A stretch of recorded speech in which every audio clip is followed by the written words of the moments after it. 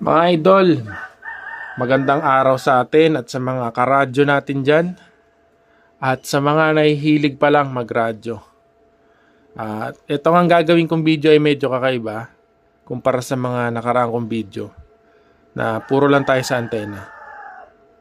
At itong gagawin ko ay gusto kong ipakita sa inyo yung bago kong simpleng basic setup sa pagradyo. Ayan, at gusto kong i-share sa inyo yung gamit ko na radyo dito dito lang sa bahay. Simpleng setup lang sa mga nagsisimula katulad ko. At ayun nga, medyo excited na rin nga pala ako dahil katatapos lang ng aking amateur radio operator exam. At naghihintay pa rin ng result, mga idol. Pero alam ko malapit na. Malapit na. Ngayong buwan siguro, may result na tayo sa NTC. At dito yan sa Naga City, Camarines Sur, ginanap noong March 20, 2026. Wala pang result, nag-aabang pa rin ako. Araw-araw, chinecheck ko yung website ng NTC at yung Facebook page nila. At ito nga, habang naghihintay ako mga idol, at nagkutingting na naman tayo. Nagdagdag tayo ng bagong equipment dito. Gumamit na ako ng simplex repeater. Bago nga pala to, bago kong bili lang simplex. Marami na ako naging repeater at binili ko din sa online. Meron yung yung dalawang radyo ang gamit. At magkaiba sila ng frequency, yung transmit at yung receive. At may pinagawa din akong repeater. Hindi ko na ipapakita mga idol. Basta makita nyo naman yon sa online, yung tigpa 500 pesos na repeater. Mabibili sa Shopee or sa Lazada. At meron akong pinagawa pang repeater, yung dito sa aking mini bass, gamit yung or combine na itong portable ko at itong mini bass. Pero hindi ko rin nagustuhan yung dalawang yon. Pare sila ng issue. Nagka-issue ko sa audio quality at yung sa sa transmit. Parang naghahang yung aking radyo. Hindi siya nagtatransmit. Minsan papitik-pitik lang siya. Ayan. Kaya ito mga idol, nag-research ako o nakapanood ako sa online din. Meron palang ganito. At alam ko matagal na ito eh. Itong Surecom na to. Ito nga pala yung model yung simplex repeater ng Surecom, yung SR112 na simplex repeater siya. Pero may tawag din dito yung iba. Tinatawag itong parrot repeater.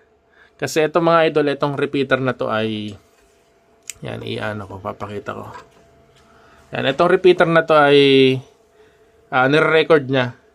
Halimbawa, yung galing dito sa radyo, yung receive niya, ipapasok dito, i-record nito, tapos ilalabas niya ulit at itatransmit sa same frequency na gamit.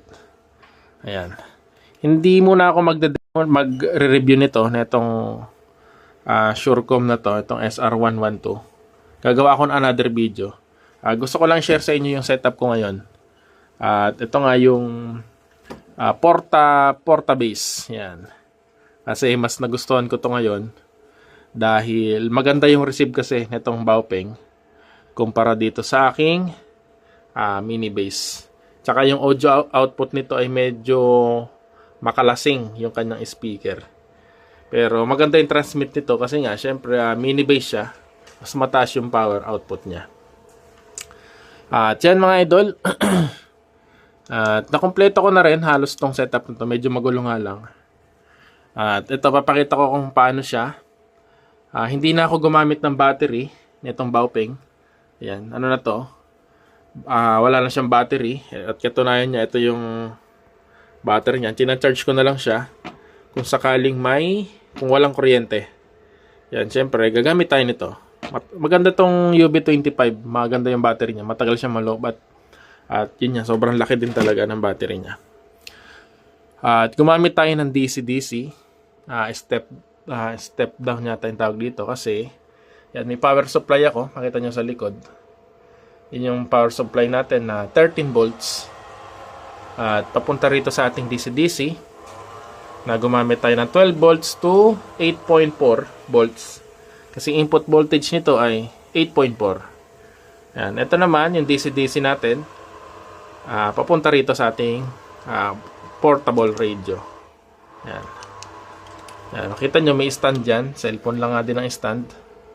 Yan yung likod niya. Yan. Makita nyo yung wire na yan. Tinap ko yan. Nakatap yan sa likod ng ating radyo.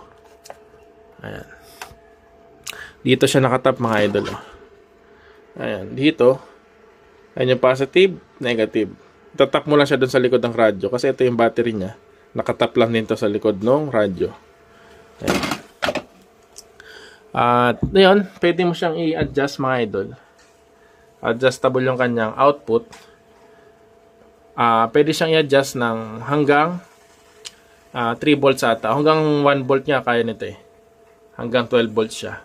From 13 volts to 8.4 volts nilipat dito kay portable. Ayan. Pero mga idol, na sa pag-setup nito, kung gusto niyo mag-setup ng ganito, na porta-base, tapos gagamit lang kayo nito, DC-DC, gumamit na kayo ng medyo magandang wire. Kasi nasubukan ko yung mga ganyang wire, yung maliliit. Nag-iinit siya. Siguro sa mataas kasi yung ampere. Nasa 5 ampere ang requirements sa mga ganitong radyo. Kung magpa-power supply kayo. Para masigurado na mataas pa rin yung power output niya. Makaya niya yung power output. Kasi kung hindi niya makuha yung current or voltage na kailangan niya, pag mag-open siya, pero pag nag-transmit kayo ay mamamatay. Hindi kakayanin ng power. At ito nga yung simplex repeater ko naman. Ayan. Bago ito, mga idol, kaya gumawa ako ng video. Gusto ko ipakita sa inyo. Ayan. Nakasaksak lang yun siya dito. Yung pang-baupeng na ginagamit sa headset or earphone nitong baupeng. Papunta dito. 3.5 mm jack. Ayan. Ito nga pala, may battery siya. Kahit walang kuryente, kahit di siya nakasaksak, ay gagana tong ating repeater. Ganun siya kaganda. Tumatagal siya ng 180 hours. At ganun din, pag walang kuryente, hindi natin magagamit to, kakabit natin yung battery. Yan, yung aking setup dito ngayon. At ang kagandahan, mga idol, sa repeater na to, yun nga, hawak ko na lang tong portable, hindi na ako lumalapit dito. Parang display ko na lang siya. Yan, dati, dito pa ako magta-transmit, magmo-modulate. Ngayon, mga idol, eto na, dito na ako. Ayan. Hawak ko lang to kung saan ako pumunta. Kahit sa labas. Yan, napaka portable talagang gamitin. Kahit yung antena ko ganyan lang kaikli, ay kaya niya mag-transmit sa malayo. At maganda yung audio quality. Yan. Kahit nga ito lang, mga idol, nagagamit ko na rin to. Papansin nyo kasi ang ginamit ko dito ay UHF 441 or basta 430 to 440 MHz. Yan. At mapapansin nyo rin, papakita ko rin yung antena. 5 element, mga idol, ginamit ko. Ganito. Ayan, napakalakas nito, mga idol, yung 5 element na yan. Sobrang lakas ng directional na yan. Basta nakatutok. O kahit malayo yung tutok, kung ang range lang naman ay mga 5 km, sobrang ganda pa din ng quality. Yan, may available ako dito. Singit ko na rin, dalawa. Naghihintay lang ako ng bagong may-ari nito. Kung sino may gusto dyan. Ayan. Available pa yung dalawang yan. At ito, papakita ko na rin. Simplex yung repeater. Kasi ito yung gamit ko na ngayon. Ayan, halimbawa. Ayan, ito yung ating porta-base. Hindi na natin gagalawin yan. Basta nakaset na yung frequency. At nakakabit na rito sa ating Surecom simplex repeater. Ayan. Subukan ko, mga idol. Testing, 1, 2, 3. Testing, 1, 2, 3. Ayan. Ganun kaganda yun, mga idol. Napansin nyo, umuulit lang or nagre-repeat. Ayan, si XYL sumasagot. Testing, 1, 2, 3, 1, 2, 3. Testing, 1, 2, 3, 1, 2, 3. Ayan. Yan, mga idol, ganyan yung parrot repeater. Ayan. Halimbawa, may kausap tayo. Ito. Hindi nga. Sige, ito. Pwede rin. Set natin. Ang gamitin natin frequency itong isa, yung portrito. Ayan. Lilipat ko siya. 4, 3, 2. Ayan. Ano ko lang ito mga idol sample frequency lang. Ayan. Testing, 1, 2, 3. Testing, 1, 2, 3. Ayan. Na-receive niya yun mga idol. Receive din. Ito, nagre-receive din. Galing dito sa ating repeater, papunta dito, palabas sa ating line, feed line, papunta sa antena, at papunta sa ating radyo. Ayan, ganun mga idol, yung ating simplex repeater. Ayan, sa susunod, gagawa ko ng range nito. Pinakita ko muna sa inyo. At pwede rin ako range test nang hindi na ako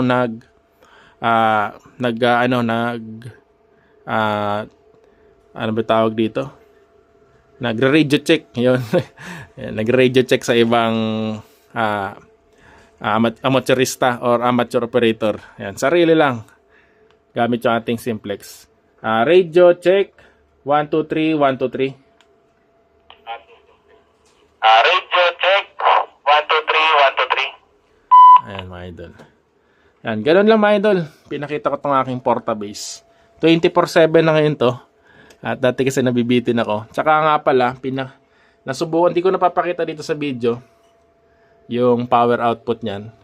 Pero, nakuha ko yung magandang output na parang nakasaksak lang din sa battery. Or mas malakas pa. Kasi 8.4 yung kanyang input. At ginawa ko siyang 8.5. At yung ating DC power supply, 10 ampere siya. Kaya, na-boost talaga ng maganda tong ating radyo. Yung kanyang power. Talagang lumakas siya at liminaw. At yun, hindi naman siya pambabad. At ang kagandahan nito, syempre antena natin. Ang SWR niyan mga idol ay flat 1. 430 to 440 MHz. O 441 pa nga itong ginamit ko. Yan. Flat 1 yan mga idol. Sobrang ganda ng SWR. At yan. Hindi ko na, yan, kung sa mga gusto, nito, tutorial. Comment kayo dyan kung gusto nyo paano malaman gumamit nitong DC-DC step down. At marami naman dyan. Marami naman dyan tutorial. Pero kung gusto nyo, yung ganito, pinaka-exact na step down ang ginamit, papakita ko sa inyo. Ayan. Ito nga pala ay kahon lang yan. Kung ano to yun, sa XYL ko to kay Mrs. to, hindi ko alam kung anong nakalagay dito sa kahon na to. Wala kasi akong case. Yan, nilagyan ko siya dito sa case na to. Tapos sa loob niyan, may foam, yung parang lagay ng alahas. Foam na yung parang may mga balahibo. Yan. Handa ko siya nilagay. At nilagyan ko siya ng tape. May cover talaga yan. Yan yung cover niya. Kaso hindi ko nilagyan ng cover ngayon. Gusto kong ipakita sa inyo. Yan, yung aking mini base naman tuloy ngayon ay hindi ko pa siya bihira ko na magamit kasi hindi ako masyadong nagmo-monitor ngayon sa 144 to 146. Medyo busy lang ng mga nakaraan. At ito yung pinagkabalahan ko din. Yung repeater. Kasi pang personal na gamit dito sa bahay. Ayan, pang lang. Kay XYL. Pag lumalabas lang kami. Halimbawa sakyan. Yan. Ito bala ko rin pag may mga camping. So, gagamitin ko itong Surecom. Sa sunod na video mga idol, gagawin ko ng review to. Focus tayo dito sa Surecom. Na SR1112. 112. Ayan. Diyan hanggang dito muna. Pero bago matapos yung video niyan, kung may ganito kayong UB25, yan, ipapakita ko yung voltage niya. Ayan, 8.5 volts yung nakalagay. At alam ko 8.4 yung max ito ayun, basta ginawa ko siya 8.5. Basta 8 volts pataas. Maganda pa yung charge ng battery niya. Pero ito ay wala na tayong charge. Lagi tayo naka full charge, naka maximum output tayo. At yan mga idol. Yan, ito lang yung gamit ko dyan na antena. UHF.